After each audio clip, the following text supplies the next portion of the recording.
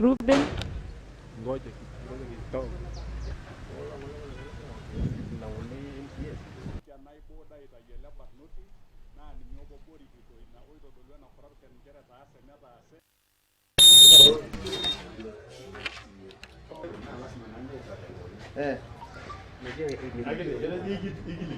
Ore naireleni sana pia kwa kusikiliza na kwa asanteni. Kiswahili inakuwa ngumu inachanganya. Kama Kenya hii ama serikali ya Kenya hii wanataka Kenya iweze kuendelea na kuwa nchi iliyo sawa, ni corruption hizi sikomeshwe katika institution kama chuo kikuu cha Maasai Mara na kwingine.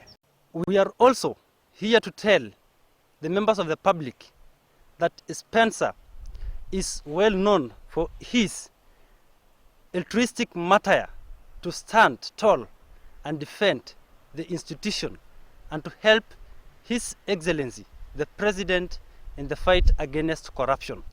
We shall have a mass action. We know Spencer as an idolized person. Spencer is a hero. And we want immediate reinstatement of Spencer.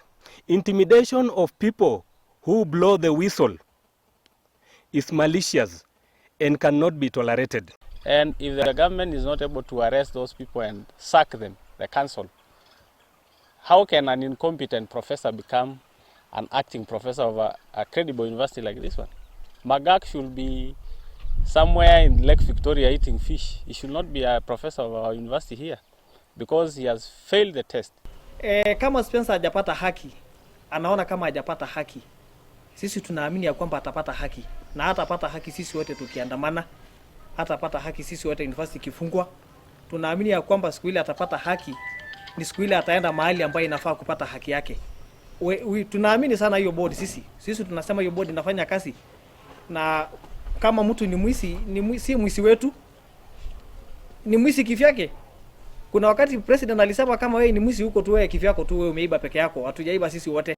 Tuko wima kabisa kupigana na ufisadi. Haswa president mwenyewe wa nchi yetu ya Kenya anapigana na ufisadi. Mbona wale wachache ambao wanamuunga mkono wanavutwa kazi?